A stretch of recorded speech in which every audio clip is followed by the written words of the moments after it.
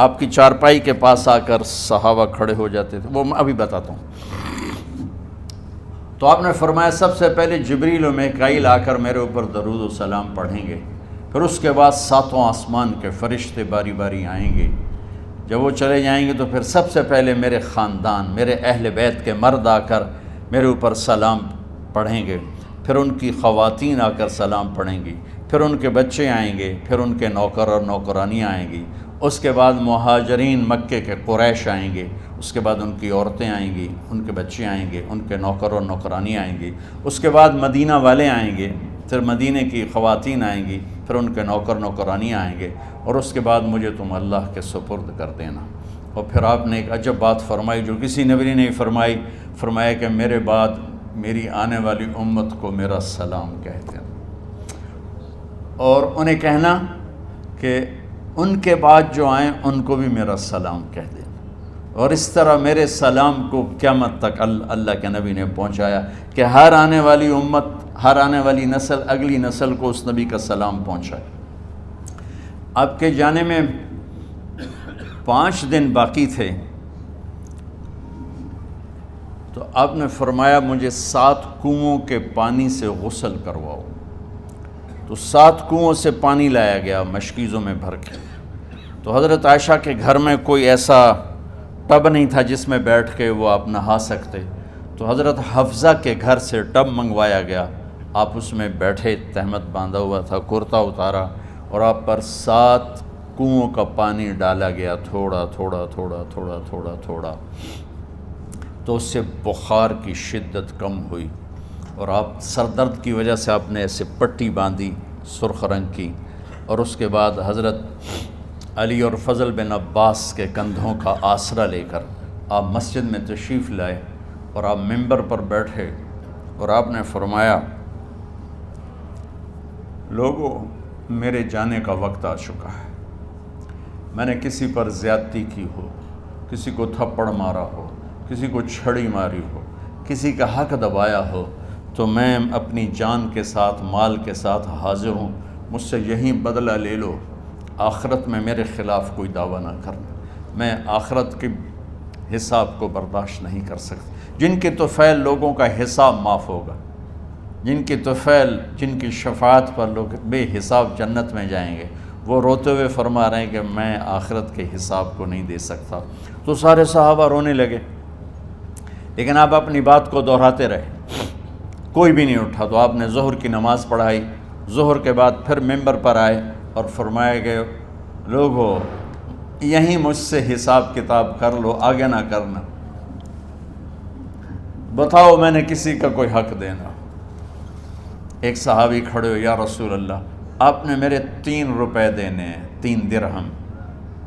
تو آپ نے فرمایا دینے ہوں گے ضرور، پر مجھے یاد نہیں، بتاؤ کہ کس طرح دینے ہیں؟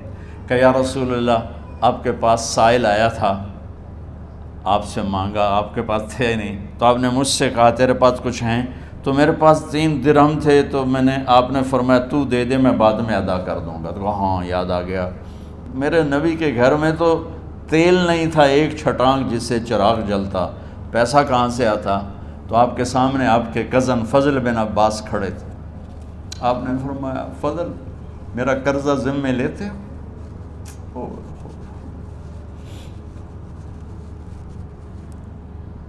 جن کے لیے کائنات سجائی گئی، جنت کی چابیاں جن کو پکڑائی گئیں، جاتے ہوئے 3 روپے دینے کی ہمت نہیں تھی۔ کہا فضل میرا قرضہ ذمے لیتے ہو؟ کہا جی یا رسول میں اپنے ذمے لیتا ہوں۔ کہا اس سے لے لینا۔ آپ گھر تشریف لے گئے، نماز کے لیے آتے تھے، پڑھاتے تھے۔ جمعرات کو عشاء کی نماز پڑھانے کے لیے اٹھ نہیں سکے، گر گئے، پھر اٹھنے لگے، اٹھ نہیں سکے، گر گئے، پھر اٹھنے لگے، اٹھ نہیں سکے۔ تو آپ نے فرمایا ابو بکر سے کہو نماز پڑھائے، عشاء کی نماز۔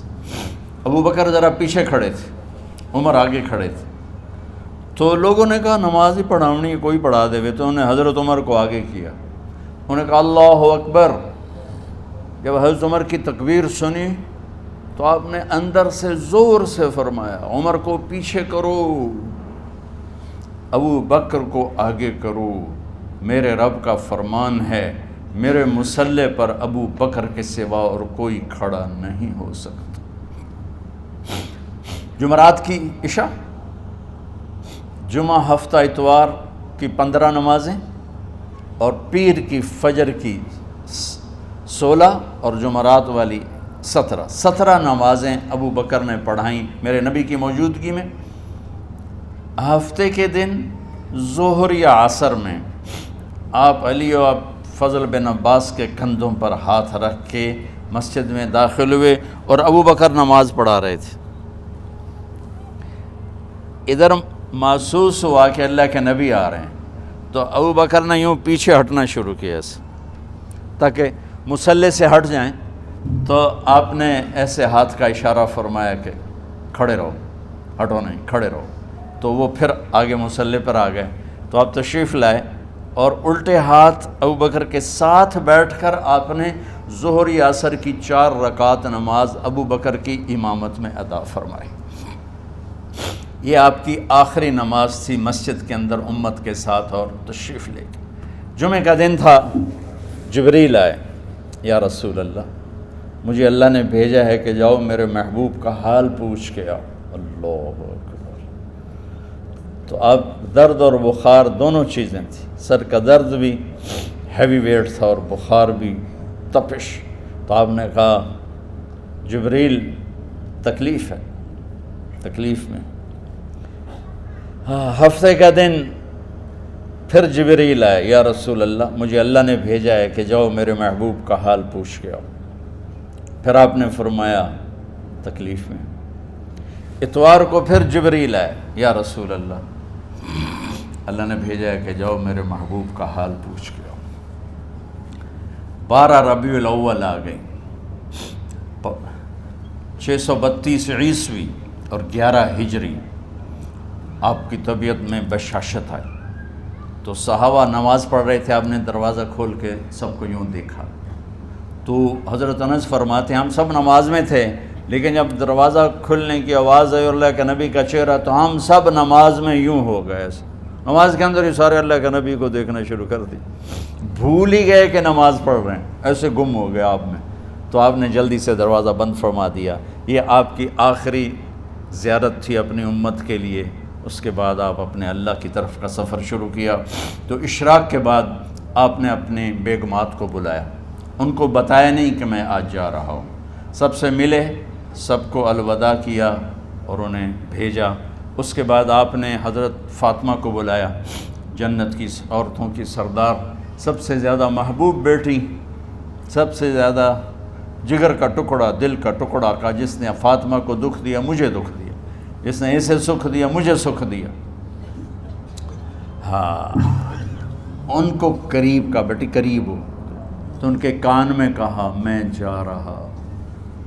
وہ رونے لگی، تو ہم نے کہا رو نہیں، چند دنوں کے بعد تیری میری ملاقات ہو جائے گی سب سے پہلے۔ تو 6 ماہ بعد حضرت فاطمہ کا بھی 24 سال کی عمر میں یا 25 سال کی عمر میں انتقال ہو گیا۔ ان کو رخصت فرمایا۔ پھر آپ نے داماد مولا علی کو بلایا، ان کا سر اپنی گود میں رکھا اور ان کے سر پہ اور کمر پہ ہاتھ پھیرتے رہے اور ان کو دعائیں دیتے رہے۔ آہستہ آہستہ تھی، آواز اونچی نہیں تھی، پست آواز تھی، اور یوں سر پہ کمر پہ، سر پہ کمر پہ، اور دعائیں دے رہے ہیں۔ ان کو رخصت فرمایا۔ آخر میں اپنے جگر کے ٹکڑے حسن اور حسین کو بلایا۔ ایک آپ کو حدیث سناتا ہوں، میرے نبی نے فرمایا اپنے بچوں کو عزت دیا کرو، اکرموا اولادکم۔ خاص طور پہ ان ماؤں سے کہتا ہوں کہ جب ہم بچوں سے عزت چھین لیتے ہیں، ان سے ہم سب کچھ چھین لیتے ہیں۔ پڑھے نہیں ہو، اسکول نہیں گئے ہو، ٹیوشن نہیں پڑھی ہے، ہوم ورک نہیں کیا ہے، یہ کیوں کھایا، یہ کیوں پہنا، اس پر جب ماں اور باپ بچے کو ذلیل کرتے ہیں تو آپ یاد رکھیں آپ ان کے دلوں میں اپنے لیے نفرت بھر رہے ہیں۔ میرے نبی نے فرمایا بچوں کو عزت دو، اولاد کو عزت دو، وہ عزت تمہیں واپس کریں گے جب تمہیں ضرورت ہوگی. جب تم ان کے محتاج بنو گے تو پھر وہ عزت تمہیں واپس ملے. اگر ڈانٹ ڈپٹ تربیت کے نام پر کچھ نہیں ملے گا. تو آپ حسن حسین کو کیا عزت دیتے تھے؟ آپ نماز پڑھا رہے ہیں، نماز ہے مسجد کے اندر، گھر میں نہیں ہے، اور آپ سجدے میں گئے، دونوں بھائی کود کے کمر پہ چڑھ گئے. کوئی ہمارے آج کا دیندار ہوتا اس اتھے ہی انہوں نے 2 لتر مارنے آئے. آپ نے سجدہ لمبا کر دیا. صحابہ کو خوف ہوا کہ آپ فوت ہو گئے. عبداللہ بن مسعود نے سر اٹھا کے دیکھا تو دونوں بھائی کمر پہ چڑھے ہوئے تھے اور آپ سجدے میں پڑے ہوئے تھے. انہوں نے ہاتھ آگے بڑھایا اتارنے کے لیے، تو آپ نے بغلوں سے دیکھا کہ کوئی ہاتھ آ رہا ہے بچوں کو اتارنے کے لیے. تو سجدے میں ایسے ہاتھ ہوتے ہیں، تو آپ نے یوں کر کے ان کو روک دیا اشارے سے. جب تک حسن حسین علیہم السلام کمر پہ سوار رہے، میرے نبی نے سجدے سے سر نہیں اٹھایا. یہ عزت دی. اور جب وہ اترے پھر آپ سجدے سے اٹھے، سلام پھیرتے ہی آپ نے دونوں بچوں کو گود میں لے کے فرمایا میرے ماں باپ ان پہ قربان، انہیں تکلیف نہ دیا کرو. اور آپ ان کے لیے گھر آتے، روزانہ ٹائم نکالتے. آج والدین کے پاس اولاد کے لیے ٹائم نہیں، کل اولاد کے پاس والدین کے لیے ٹائم نہیں ہوگا. اپنے بچوں کو میں یہ نہیں کہتا ہوں بیٹھ کے نصیحتیں کرو، صرف محبت ٹرانسفر کرو، ٹائم دو، موبائل آف کرو، ٹی وی آف کرو، اور صرف آپ اور بچوں میں ایک ایسا تعلق ہو کہ ان کا بلوٹوتھ بھی آن ہو جائے، آپ کا بلوٹوتھ بھی آن ہو جائے، اور سارا ڈیٹا ٹرانسفر ہو جائے. بلوٹوتھ کو آن کیے بغیر ڈیٹا ٹرانسفر ہوگا؟ دسو بھائی. تو ہمارے بچوں کے بلوٹوتھ آف ہیں اسکولنگ کی وجہ سے، ڈانٹ ٹپٹ کی. 3 سال کا بچہ بھلا اسکول جانے کے قابل ہوتا ہے؟ 3 سال کا بچہ ماں کی گود کے لیے ہوتا ہے، باپ کی چھاؤں کے لیے ہوتا ہے. وہ روتا ہوا جاتا ہے، روتا ہوا آتا ہے. روزانہ ماں باپ سے نفرت اپنے اندر وہ پیدا کرتا ہے اور اس کو پالتا ہے، بڑھاتا ہے. آپ گھر میں تشریف لاتے اور حسن حسین کے لیے گھٹنے ٹیک دیتے، ہاتھ ٹیک دیتے، آؤ بچوں اپنے اونٹ پہ چڑھ جاؤ. دونوں بچوں کو کمر پہ چڑھا کے اور پورے کمرے میں چکر لگاتے تھے ایسے.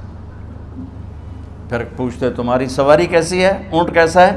پھر دونوں کو اتار کے زینب کو بٹھاتے اور زینب کو پورے کمرے کا چکر لگواتے. شہنشاہ ہے انبیاء کے بادشاہ نہیں، پوری کائنات کی اللہ تعالیٰ نے آپ کو بادشاہی عطا فرمائی، سرداری عطا فرمائی، اور کائنات کی سب سے زیادہ مصروف ترین اور ذمہ دار ترین ہستی روزانہ بچوں کے لیے ٹائم نکالتے تھے.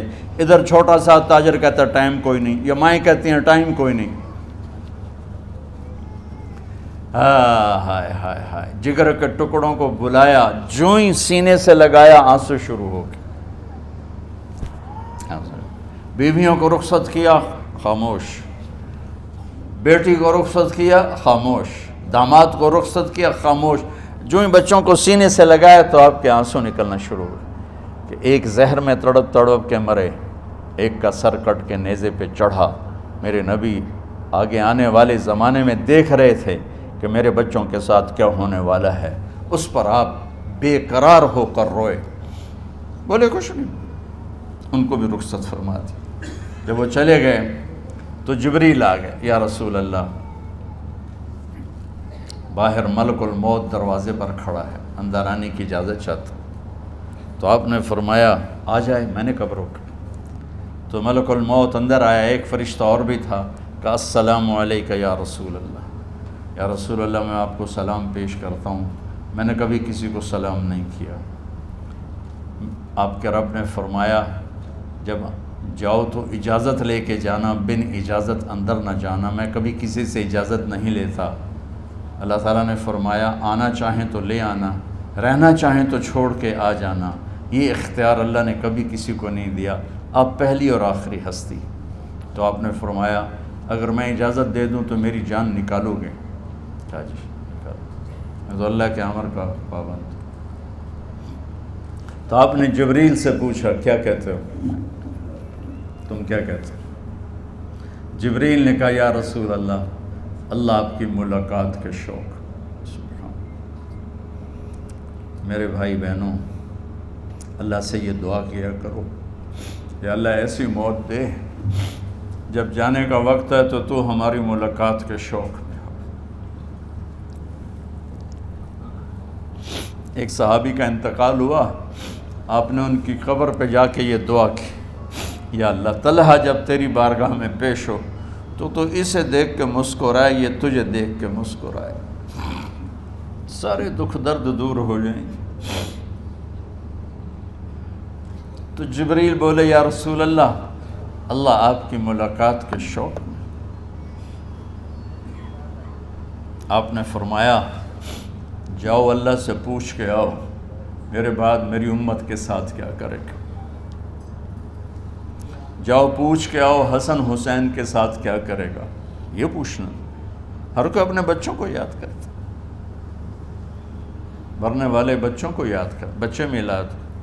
میرے والد اچانک ہارٹ اٹیک میں فوت ہو گئے تو ہماری بہنیں موجود نہیں تھیں، میری 2 بہنیں، تو میرے والد بار بار کہتے میری دھیاں مینوں ملا دیو، میری دھیاں مینوں ملا دیو۔ اور میرے نبی نے کہا میری امت کا مجھے بتاؤ پہلے کیا کرو گے۔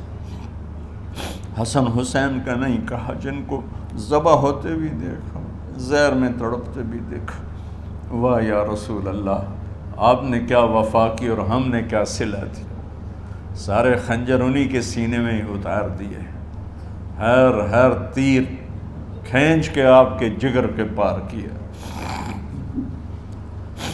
ہر نافرمانی کا ٹھیکہ لے لیا۔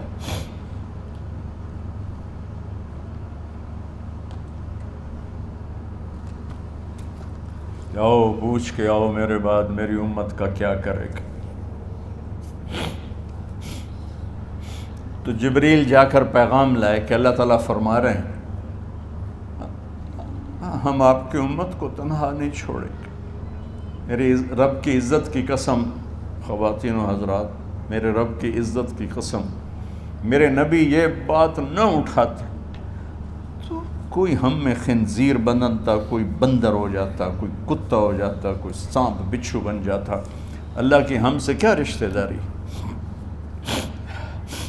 اس کملی والے پہ درود و سلام پڑھو جس نے اولاد کو پیچھے کر کے تمہیں اللہ سے مانگا، اور محشر کے میدان میں جب جہنم آ کے ایک چیخ مارے گی اور آدم سے لے کر عیسیٰ علیہ السلام تک ہر نبی کہے گا نفسی نفسی، ہر ماں باپ کہے گا نفسی نفسی، ہر بیٹا بیٹی کہے گا نفسی نفسی، ہر خاوند بیوی کہے گا نفسی نفسی، ہر بھائی بہن کہے گا نفسی نفسی۔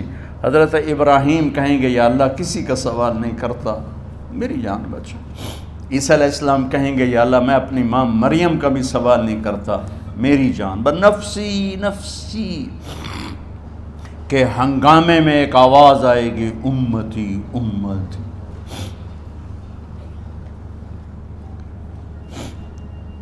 کون ہے یہ؟ ساری دنیا نفسی نفسی کہہ رہی، یہ کون ہے امتی امتی کہنے والا؟ آواز کے تعاقب میں جب نظریں جائیں گی تو اپنے نبی کو دیکھ لینا، تڑپتے ہوئے بدن کے ساتھ، کانپتے ہوئے ہاتھوں کے ساتھ، اور پھیلی ہوئی جھولی کے ساتھ، اور بہتے ہوئے آنسوؤں کے ساتھ۔ صرف ایک ہستی ہوگی، صلی اللہ علیہ یا رسول اللہ، صرف ایک ہستی ہوگی جو کہیں گے یا اللہ میری امت، یا اللہ میری امت، یا اللہ میری۔ کون سی امت؟ جس نے ہر بڑے سے بڑے گناہ کے اڈے کھول کے زندگی گزاری۔ میرے نبی انہی کو یاد کر رہے ہیں، میری امت میری امت میری امت۔ جب تک اللہ نے یہ نہیں کہا کہ آپ کی امت کے بارے میں راضی کر دوں گا، آپ نے فیصلہ نہیں کیا کہ چلو ملک الموت اللہ کی تقدیر کو پورا کر، اور جاتے ہوئے 2 نصیحتیں فرمائیں، وہ بھی بچوں کے لیے نہیں، بیویوں کے لیے نہیں، امت کے لیے۔ الصلاۃ وما ملکت ایمانکم، اے میری امت نماز نہ چھوڑنا، نوکروں سے اچھا سلوک کر، حقوق اللہ نماز، حقوق العباد غریب لوگ کا فرمایا غریبوں پہ ترس کھانا، اپنے نوکر ملازم غلاموں پہ ترس کھانا، اور نماز نہ چھوڑنا، نماز نہ چھوڑنا، نماز نہ چھوڑنا، نماز آخری الفاظ سے، نماز نہ چھوڑنا، نماز نہ چھوڑنا، نماز نہ چھوڑنا۔ اور اب حضرت عائشہ کے سینے پر اس طرح نیم دراز تھے، حضرت عائشہ یوں سیدھا بیٹھی ہوئی تھی۔ اب فرمایا کل مجھے یہ فخر حاصل ہے، مات فی سحری و نحری، میرے نبی نے میری گردن اور سینے کے درمیان اللہ کو جان پیش کی۔ آپ اس طرح نیم دراز تھے تو تھوڑی دیر پہلے عبد الرحمن بن عوف آئے، عبد الرحمن بن ابو بکر آئے، آپ کے ہاتھ میں تازہ مسواک تھا، تو آپ مسواک بہت فرماتے تھے، تو آپ اتنے کمزور ہو چکے تھے کہ بولا نہیں جا رہا تھا، تو آپ کی نظریں مسواک پہ ٹک گئیں، دیکھے جا رہے ہیں، مسواک کو دیکھے جا رہے ہیں۔ حضرت عائشہ نے محسوس کیا کہ نظریں مسواک پر ہیں، تو کہا یا رسول اللہ اب مسواک کرنا چاہتے ہیں، تو آپ نے حضرت عائشہ نے اب بھائی سے لے کر وہ لکڑی اور اپنے منہ میں چبائی اور آپ کے منہ میں اس طرح کر کے خود چلائی، کہا میں وہ خوش قسمت ہوں جس کا لعاب آخری غذا تھی جو میرے نبی کے منہ میں گیا، وہ حضرت ام عائشہ کا لعاب مبارک تھا۔ اور پھر اس کے بعد اگلا یہ سارا واقعہ ہوا، تو آپ نے کہا الصلاۃ وما ملکت ایمانکم، ایک نماز نہ چھوڑنا، ایک اپنے نوکر نوکرانی غلاموں سے اچھا سلوک کرنا، اور پھر اللہم الرفیق الاعلی، یا اللہ بلا لے۔ جب آپ نے اعلان کیا کہ چلو تقدیر کو پورا کرو، تو جبریل بھی غمگین ہو کر کہنے لگے یا رسول اللہ پھر میرا بھی آج دنیا میں آخری دن ہے، آج کے بعد میں بھی کبھی اس دنیا میں لوٹ کے نہیں آؤں گا، یعنی وحی کے ساتھ۔ آپ کی آنکھیں بند ہوئیں، حضرت عائشہ رضی اللہ تعالیٰ عنہ کی چیخ نکلی، تو ساری بیگمات دوڑی دوڑی آئیں، تو آپ کی منزل پوری ہو چکی تھی، تو آپ کو لٹایا گیا اور چادر ڈال دی گئی۔ ابو بکر رضی اللہ تعالیٰ عنہ اپنی دوسری بیگم کے پاس گئے تھے، عوالی، 3-4 میل، پتہ چلا تو وہاں سے گھوڑے پر وہ دوڑتے ہوئے آئے اور آ کر آپ کے ماتھے سے، چہرے سے کپڑا ہٹایا اور آپ کے ماتھے پر بوسہ لیا، تو آپ کے آنسو ماتھے پر گرے، کہ واہ نبیّا واہ خلیلا واہ صفیہ، ہائے میرا نبی، ہائے میرا دوست، ہائے میرا خلیل، ہائے میرا جگر، کہ یا رسول اللہ آج کے بعد آپ کوئی دکھ نہیں دیکھیں۔ جب آپ درد سے بے قرار تھے اور حضرت بی بی فاطمہ رضی اللہ تعالیٰ عنہ ساتھ بیٹھی تھیں، تو آپ کی بے قراری کو دیکھ کر وہ رونے لگی کہ ہائے میرے ابا کا درد، ہائے میرے ابا کا درد۔ تو میرے نبی نے کہا ما علی ابی کی کرب بعد اليوم، بیٹی آج تیرے باپ کے دکھ کا آخری دن ہے، آج کے بعد کوئی دکھ نہیں دیکھیں گے۔ تو صدیق نے کہا آپ آج کے بعد کوئی دکھ نہیں دیکھیں گے۔ اب تشریف لے گئے مسجد میں، تو کوہرام مچا ہوا تھا، کچھ گمسم تھے، اور عمر رضی اللہ عنہ تلوار اٹھائے ہوئے تھے، جو کہے گا اللہ کا نبی فوت ہوگا میں سر اڑا دوں گا، وہ فوت نہیں ہوئے، وہ اللہ کے پاس گئے، ایک جنونی کیفیت پیدا ہوگی، وہ واپس آئیں گے، سارے کفار سے جہاد کریں گے۔ تو ابو بکر ممبر پر آئے، کہا عمر بیٹھ جاؤ، عمر کہنے لگے نہیں بیٹھتا، انکار نہیں بیٹھتا، اور تلوار ایسے، سبحان اللہ، واہ صدیق واہ۔ آپ نے ممبر پہ کھڑے ہو کر، کیا سونے سے بھی لکھے جائیں تو کم ہے، قیمت اس سے زیادہ ہے۔ میرے صدیق نے کہا لوگو من کان یعبد محمدا فإن محمدا قد مات، جو محمد کی پوجا کرتے تھے تو آج محمد کو اللہ نے موت دی تھی۔ ومن کان یعبد اللہ فإن اللہ حی لا یموت، اور جو اللہ کی پوجا کرنے والے ہیں وہ یاد رکھو ان کا اللہ زندہ ہے، موت سے پاک۔ پھر آپ نے اِنَّکَ مَیَّتٌ وَإِنَّهُمْ مَیَّتُونَ، میرے محبوب آپ کو بھی موت آئے گی اور ان سب کو موت آئے گی۔ حضرت عمر فرماتے ہیں جب میں نے یہ آیت سنی تو میں یوں نہیں گرا، ایسے گرا سیدھا، ٹانگوں سے جان نکل گئی تو یوں گرے ایسے یوں، اور کہنے لگے مجھے یقین ہو گیا کہ موت آ گئی اور اللہ کے نبی ہمیں چھوڑ کے چلے گئے۔ تو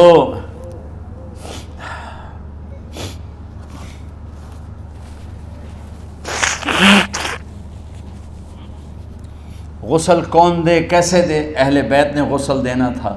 آپ کے کپڑے اتار کے غسل دیا جائے یا جو آپ نے کپڑے پہنے ہیں اسی میں غسل دیا جائے تو پریشان ہے، کیا کیا جائے؟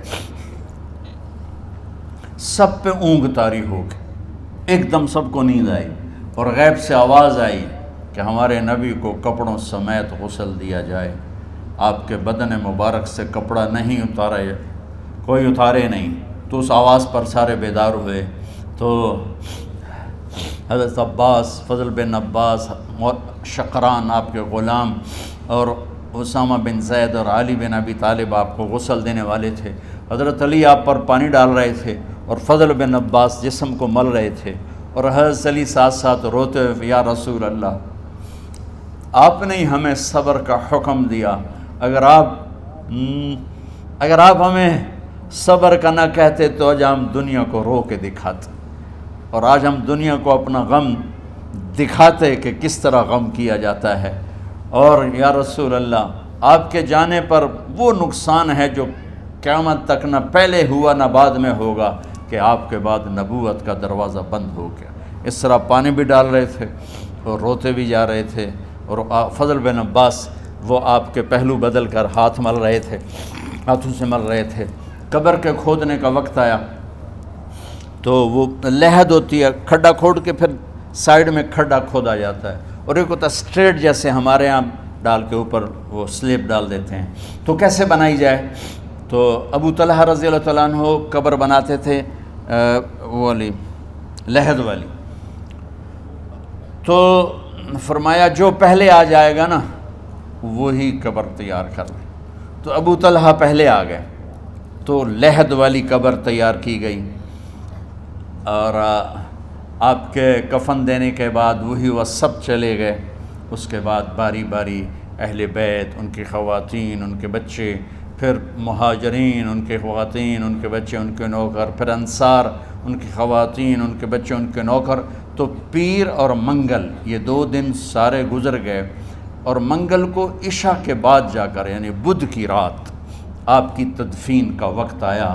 تو جب آپ کو قبر میں اتار دیا گیا تو مغیرہ بن شعبہ رضی اللہ عنہ کھڑے تھے، انہوں نے اپنی انگوٹھی اتار کے اندر پھینک دی لحد۔ تو پھر کہنے لگے، علی یہ میری انگوٹھی نیچے گر گئی ہے، اٹھا لوں۔ ایک بہانہ کیا نبی کو بوسہ لینے کا، انگوٹھی پھینک کر فرمانے لگے، علی وہ میری انگوٹھی گر گئی ہے، اٹھا لوں۔ سب دیکھ رہے تھے کہ پڑی ہوئی کہاں اٹھا لو، تو انگوٹھی کیا اٹھانی تھی، نیچے جا کر اللہ کے نبی کو لپٹ کے اور دھاڑ دھاڑ رونا شروع کیا۔ سب صحابہ کی چیخیں نکال دی۔ انگوٹھی تو ایک بہانہ ہی تھا، آخری شخص جس کا جسم نبی کے جسم سے ٹچ ہوا وہ مغیرہ بن شعبہ ہے۔ تو پھر سب نے شور مچایا کہ باہر نکالو، باہر نکالو، باہر نکلو۔ باہر نکلے تو اینٹیں لگائی گئیں، پھر مٹی ڈالی گئی۔ تو جب واپسی ہوئی تو حضرت انس گزرے تو حضرت فاطمہ کھڑی تھیں، طابت نفوسکم ان حسیتم علی رسول اللہ التراب۔ انس، کس جگر کے ساتھ تم نے نبی کو مٹی میں چھپا دیا، کس جگر کے ساتھ تم نے نبی کو مٹی میں چھپا دیا۔ اللہ سے ملا دے۔ قبر دیکھنے کو خوفناک ہے، اگر اللہ راضی ہے، جب کبھی قبر سے ڈر لگتا ہے، بہت ہی لگتا ہے، تو خیال آتا ہے اگر اللہ راضی ہے پھر تو مسئلہ ہی کوئی نہیں ہے، چونکہ اللہ نے اپنے محبوب کو بھی قبر میں اتارا۔ یہ نہیں کہا کہ ایک خوبصورت بیڈ روم بنا کے اس میں لٹا دو، کہا قبر میں اتارو۔ اگر اللہ راضی ہے تو مرنے والی ہو یا مرنے والا ہو تو مزے ہی مزے ہیں۔ یہ سارے دعا کرو کہ جب ہم دنیا سے جا رہے ہوں اللہ ہم پہ خوش ہو، اللہ ہم سے راضی ہو۔ کوئی بڑا مسئلہ نہیں ہے، فرائض کے ساتھ اللہ کو راضی کرو اور اچھے سلوک کے ساتھ اللہ کے بندوں کو راضی کرو۔ اپنی زبان کو خوبصورت بول کا عادی بنا، اس سے گالی، اس سے غیبت، اس سے چغلی، اس سے شکایت، اس سے تانے، اس سے طنز اللہ کے واسطے نکال دو، اور اس زبان کو میٹھے بول کا عادی بنا لو۔ کڑوے سے کڑوے زہریلے بولوں کو پی جاؤ، پی جا ایام کی تلخی کو بھی ہنس کے ناصر، غم کے سہنے میں بھی قدرت نے مزہ رکھا ہے۔ تو داستان غم ہے، بڑی طویل ہے، آج بڑے عرصے کے بعد میں نے آپ کو سنایا ہے، تو کوئی پہلے کوئی ایسا مجھے موقع نہیں ملا کہ میں کچھ تفصیل پڑھ کے آتا